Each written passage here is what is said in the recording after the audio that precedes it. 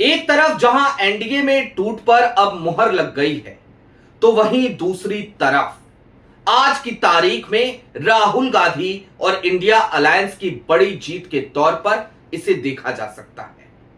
तीसरी तरफ भारतीय जनता पार्टी और आरएसएस यानी कि राष्ट्रीय स्वयंसेवक संघ, उनकी भिड़ंत अब खुल करके सामने आ गई है। तो चौथी तरफ क्या ये मोदी जी के संकट काल की ही शुरुआत है? जी हां, एनडीए में बड़ी टूट, राहुल और इंडिया की बड़ी जीत, राज्यसभा में मोदी जी को जो बढ़त मिली थी 7 सांसदों के आने के बाद, अब वो 7-5 हो गई। कुल मिलाकर इसे इस तरीके से समझिए कि आज का दिन बड़ा ऐतिहासिक दिन है। कल की तारीख में हमने आपको खबर दिखाई थी, लेकिन उस खबर पर बहुत लोगों ने भरोसा नहीं किया था। आज उस पर फाइनली मुहर लगी और इसके अलावा आंध्र प्रदेश, इसके अलावा उत्तर प्रदेश में भी एक नई खिचड़ी पकने लगी है। सारी बातें जरा विस्तार से करेंगे और समझने की कोशिश करेंगे कि क्या दीपक की लौ जब तेज हो गई है, फड़फड़ा रही है, तो ये दीपक के बुझने का समय हो चला है क्या? नमस्कार, मैं स्वप्निल और आप मुद्दा देख रहे हैं। दोस्तों, आगे बढ़ें उससे पहले वही छोटी सी अपील। मुद्दा इन दिनों एक गंभीर आर्थिक संकट से जूझ रहा है। एक तरफ जहां हमारे मेन बैंक अकाउंट बीते लंबे समय से फ्रीज चल रहे हैं, तो वहीं दूसरी तरफ हमारे 2.5 साल पुराने चैनल को हमसे लंबे समय तक छीन कर रखा गया था। ऐसे में रेवेन्यू पर एक बुरा असर पड़ना लाजमी था और इसकी वजह से मुद्दा को आज की तारीख में डे टू डे ऑपरेशंस में काफी मुश्किलों का सामना करना पड़ रहा है। लिहाजा आपसे गुजारिश है, यदि आप चाहें तो स्क्रीन पर दिख रहे क्यूआर कोड या फिर के नीचे दिख रहे यूपीआई नंबर्स के जरिए मुद्दा की छोटी छोटी मदद जरूर कीजिएगा, ताकि हमारी बेबाकी यूं ही बरकरार रहे। अब आगे बढ़ते हैं और जरा समझने की कोशिश करते हैं कि ये तमाम कहानियां हैं क्या। उत्तर प्रदेश, आंध्र प्रदेश और तमिलनाडु, बात तीनों जगहों की होगी, क्योंकि तीनों जगहों से ही मोदी जी के लिए संकट शुरू हो गया और शुरू तो नागपुर में भी हो गया। सबसे पहले लेकिन बात तमिलनाडु की, जाहिर सी बात है हॉट टॉपिक है वो। तमिलनाडु में आज की तारीख में आप सभी को पता है विश्वास मत हासिल करने का दिन था और आज विजय ने ऐतिहासिक तौर पर विश्वास मत हासिल किया। राहुल गांधी के दोस्त थलापति विजय, जो साल 2009 से राहुल गांधी के अच्छे संपर्क में है, ठीक ठाक संपर्क में है, दोस्त समझते हैं दोनों एक दूसरे को, आज 144 विधायकों ने तमिलनाडु में विजय के समर्थन में अपना मत दिया और इन 144 में से 25 नहीं बल्कि 26 विधायक किसी और के नहीं थे, एनडीए खेमे के थे, मोदी जी के खेमे के थे। अमित शाह साहब जो खुद को चाणक्य कहलवाना पसंद करते हैं, उनके खेमे के थे। 25 थे एआईएडीएमके के, यानी कि भारतीय जनता पार्टी की पीटी, वो पार्टी जिसका फैसला पूरी तरीके से दिल्ली में होता है, अमित शाह साहब लेते हैं। उस पार्टी के 25 विधायकों ने आज बगावत कर दी। कल तक ये नंबर 24 था, आज वो नंबर 25 निकला। इसके अलावा टीवी दिनाकरन, उनके जो एमएलए थे, एक विधायक जीता था पीएमके का, उसने भी आज की तारीख में, माफ कीजिएगा एएमएमके का, उसने भी आज की तारीख में थलापति विजय के समर्थन में अपना मत दिया। यानी कि 26 विधायक आज विजय के समर्थन में वो आकर के खड़े हो गए जिनका सरकार से ना लेना एक ना देना दो। यानी कि वो बाहर से समर्थन कर रहे हैं, उनका कोई लेना देना नहीं है। और ये इंडिया की बड़ी जीत क्यों है, इसको आगे डिकोड करेंगे। अब जिस समय पर आज ये विश्वास मत हासिल किया विजय ने, उसी समय पर राज्यसभा में भी बवाल कट गया। कैसे कटा?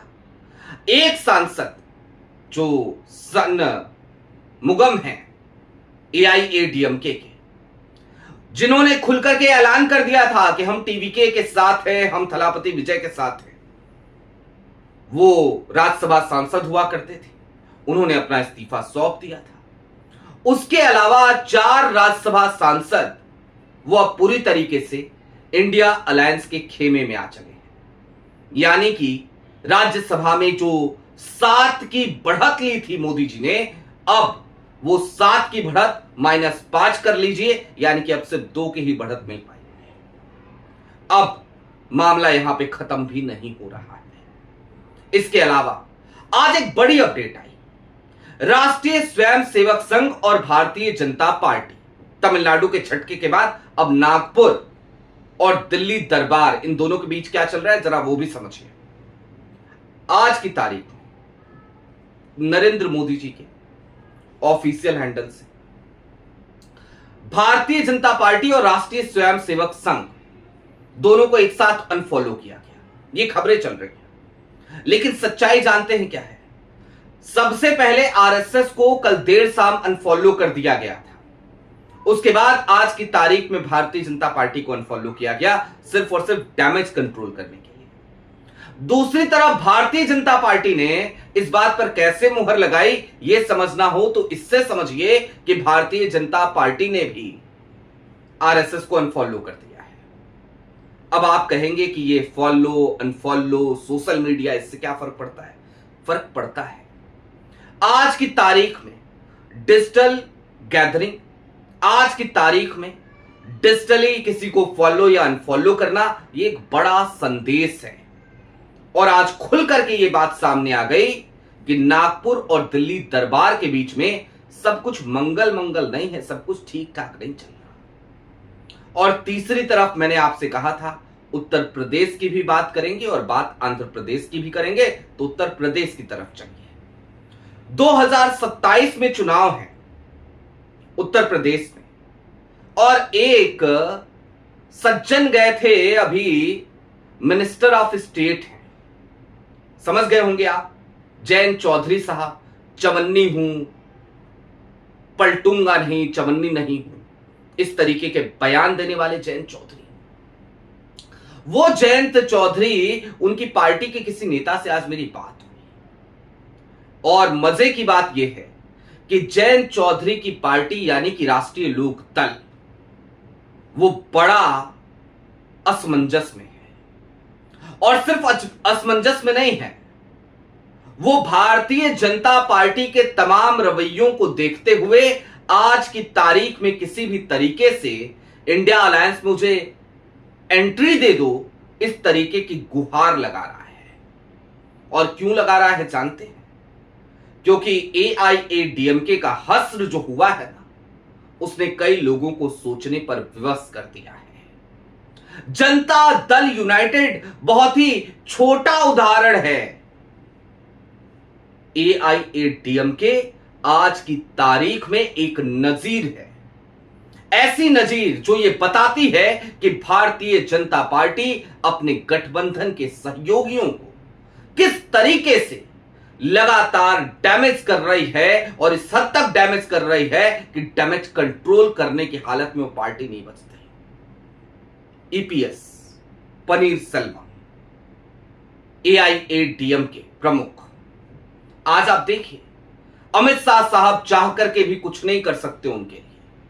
आज आप देखिए उनके हाथ से उनकी पार्टी निकल गई, उनके विधायक निकल गए, उनके सांसद निकल गए। जनता दल यूनाइटेड का हश्र देखिए, वहां पर बैठा हुआ स्लीपर सेल अमित शाह के दफ्तर से आदेश लेता है और निशांत को स्वास्थ्य मंत्री बनाकर उसका लगातार मजाक बनाया जा रहा है। अब मैंने कहा था कि आंध्रा की भी बात करेंगे, तो अब जरा वो भी समझिए। आंध्र प्रदेश की बात को समझेंगे तो आपको समझ में आएगा कि ऐसा लगता है जैसे मोदी जी के संकट काल की शुरुआत जो है ना, उसका ऑफिशियल ऐलान हो गया है। आपको समझ में आएगा कि ऐसा लगता है जैसे राहुल गांधी के राज तिलक की घड़ी आ गई है। आंध्र प्रदेश में अब लगातार पवन कल्याण को आगे बढ़ाने पर लग गई है भारतीय जनता पार्टी। पवन कल्याण को खूब प्रचारित और खूब प्रसारित किया जा रहा है। केंद्र सरकार से लगातार उन्हें एप्रिसिएट किया जा रहा है और इन सब के बीच टीडीपी, चंद्रबाबू नायडू की पार्टी, और चंद्रबाबू नायडू से कहीं ज्यादा उनके बेटे नारा लोकेश, सूत्र बता रहे हैं कि वो असुरक्षित महसूस करने लगे हैं, क्योंकि उन्हें समझ में आने लगा है तमिलनाडु के उस मैंडेट के बाद कि कहीं ऐसा ना हो कल की तारीख में हमारा हश्र डीएमके जैसा हो जाए। और ऐसे में आंध्र प्रदेश, ऐसे में टीडीपी, तेलुगु देशम पार्टी, वो किस तरीके से पिंड छुड़ाया जाए, किस तरीके से पीछा छुड़ाया जाए, किस तरीके से पार्टी को बचाया जाए, इस पर काम करते हुए नजर आ रही है। मसलन अब मोदी जी को बहुत ज्यादा क्रेडिट देने से चंद्रबाबू नायडू बचने लगे हैं। और मोदी जी का ये जो दौरा था ना दक्षिण भारत का, यूं ही नहीं था, इसीलिए था ताकि चीजें संभाल ली जाए। लेकिन अकॉर्डिंग टू माई सोर्सेज चीजें संभल नहीं पाई। टीडीपी और भारतीय जनता पार्टी, इन दोनों के बीच जो दूरी पनपी थी, अब वो एक खाई की तरह बढ़ती जा रही है। दोस्तों, ये मुंगेरी लाल के हसीन सपने नहीं हैं। मैं इस देश में और इस देश की इस राजनीति में, इस राजनीति का एक विद्यार्थी, लंबे समय से पॉलिटिकल अफेयर्स को कवर करता रहा हूं। देश की शायद ही कोई एक ऐसी पॉलिटिकल पार्टी होगी, including BJP, Bharatiya Janata party की भी बात कर रहा हूं, जहां पर मेरे सोर्सेज ना हो, जहां पर लोगों से मेरी बात ना होती हो। और ये सोर्सेज ऐसे नहीं है कि कोई छुटभैया नेता है।